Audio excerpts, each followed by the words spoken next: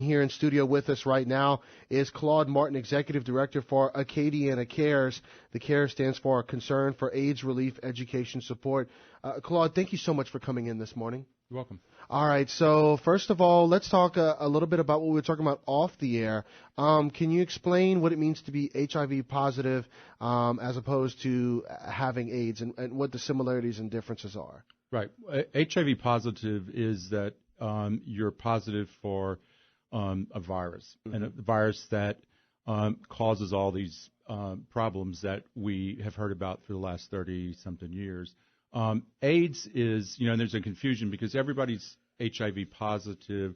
Also, some people do transition to a later stage of the disease, which is AIDS. That's what I was asking about, because I thought it was two totally different terms in the sense that, yes, you always have HIV, but I thought you couldn't say one without the other. But so explain to me what the appropriate way is to understand it. Pretty much we refer to it now as someone living with HIV or someone HIV positive, an individual.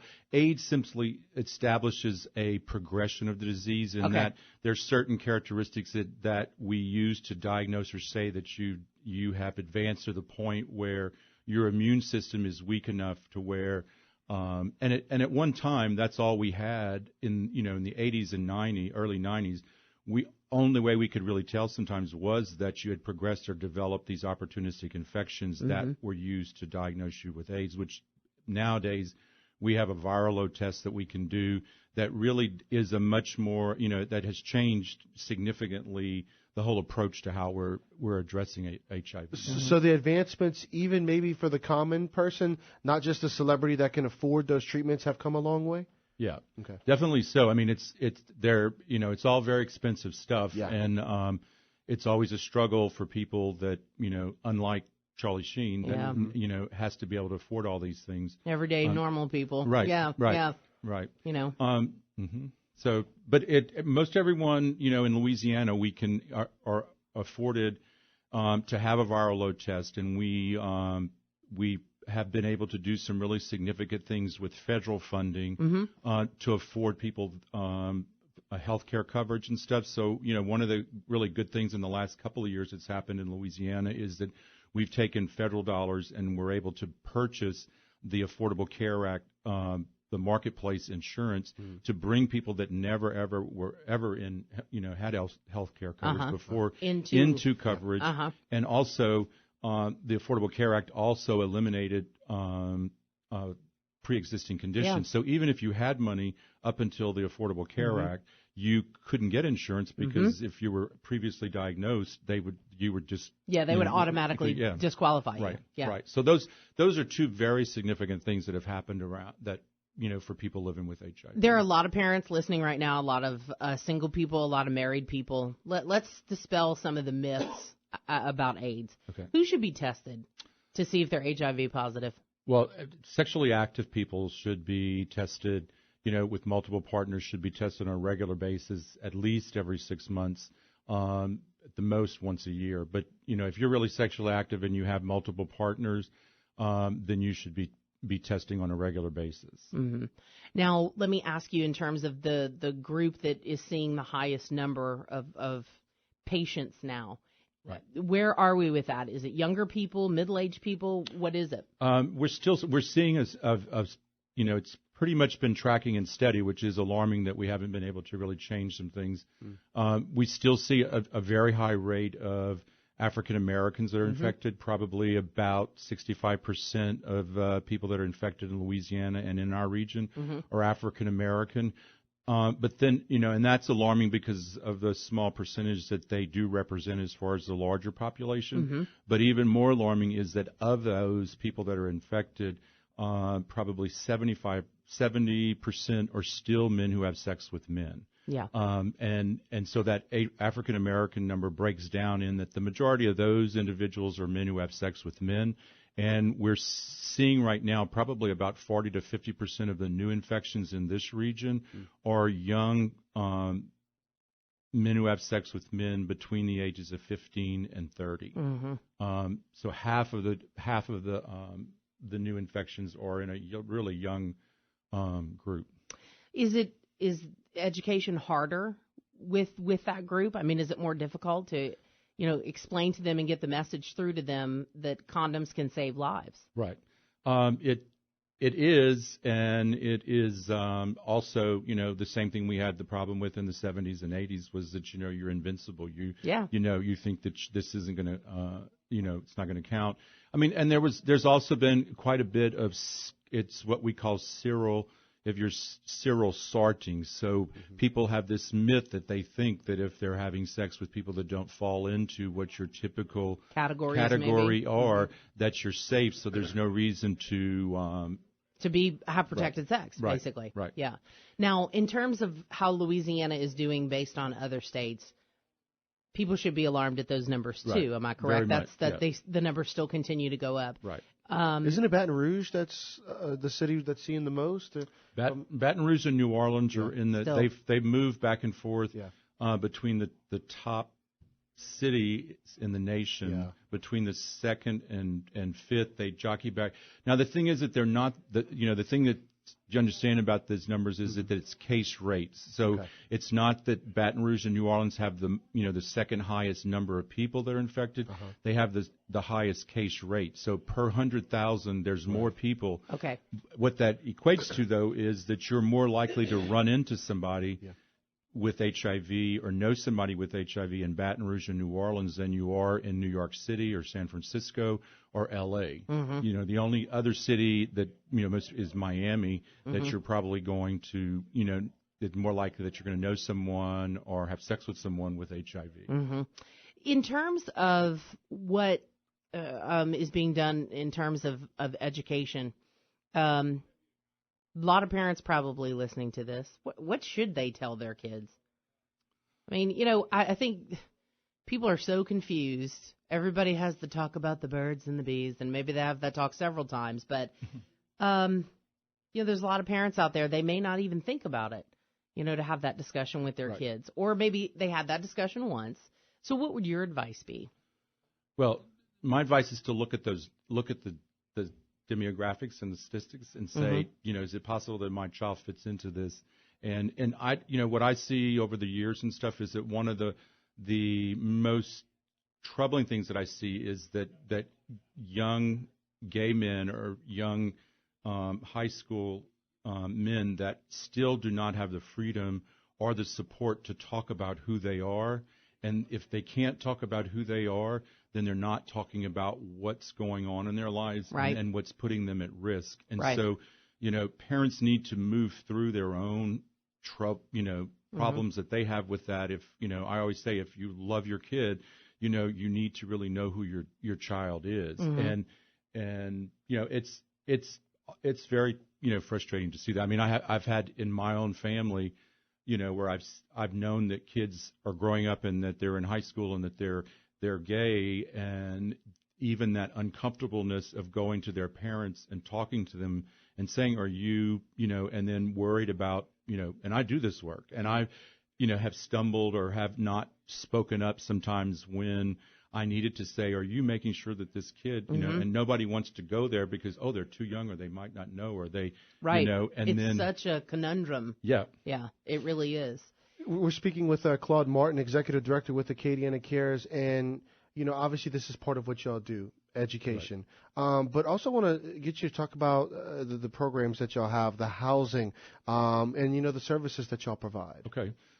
So one of the things, we started out as an AIDS service organization, and we were and we still are very focused on that.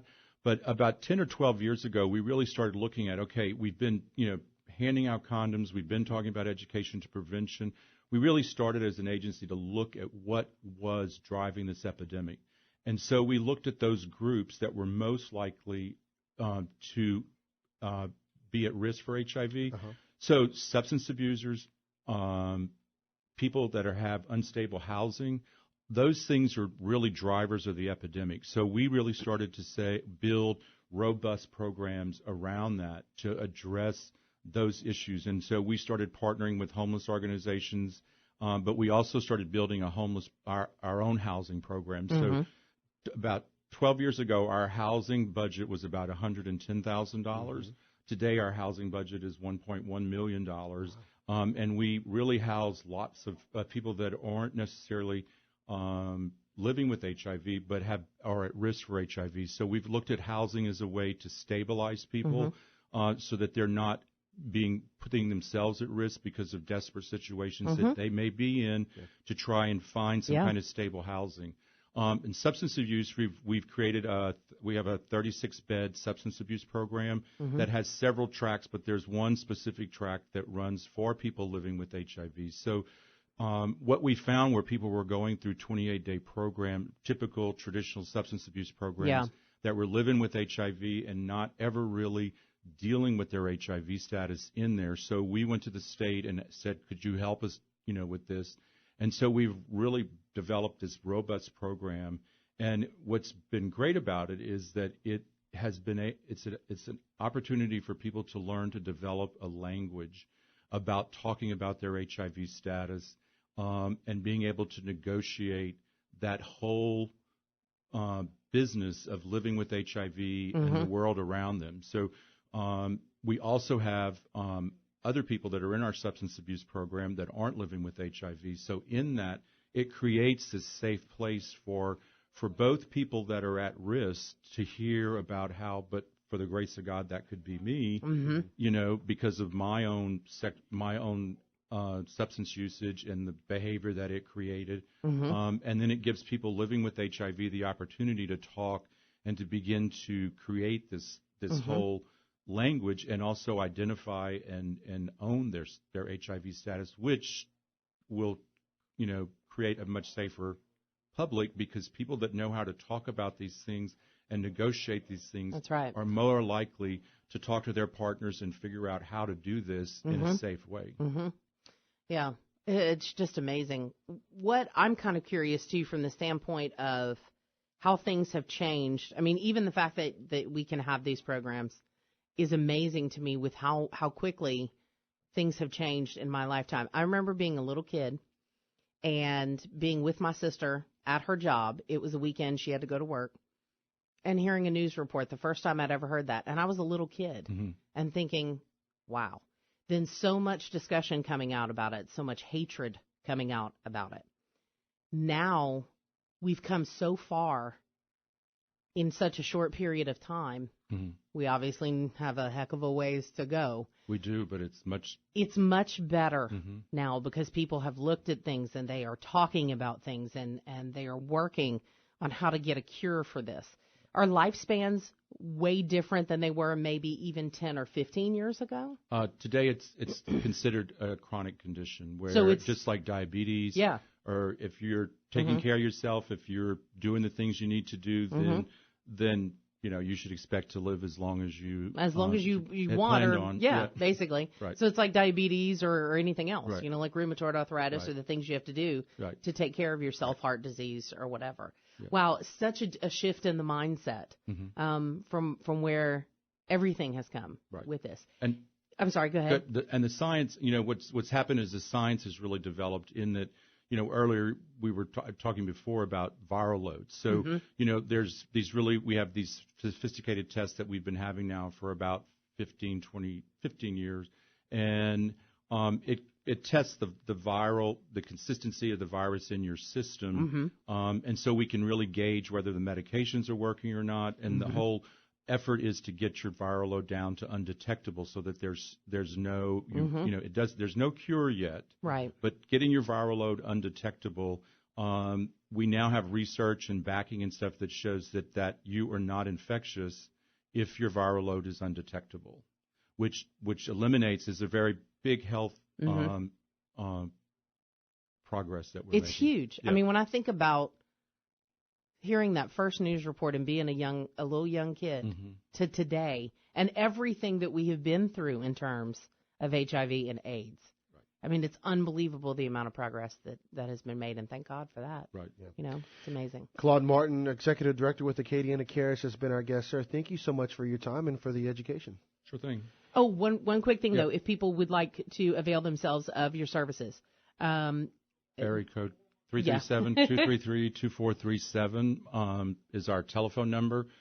You can go online. It's Acadiana CARES acadiana.org. Okay. And there's a website that you can go through the different programs that we offer and stuff, and who to contact and those kind of things. Can people do walk-ins if they have questions, if they want to talk to somebody face to face? We do HIV testing every Tuesday from noon to 3 o'clock, and Wednesdays from 6 to 8 o'clock in the evening. Okay. And we have a real great program called the Gay Men's Wellness Center that is the second and fourth Tuesday of every month from 6 to 8 o'clock, and we do a complete battery of all sexually transmitted diseases, multi-sites on your body, so we check everything.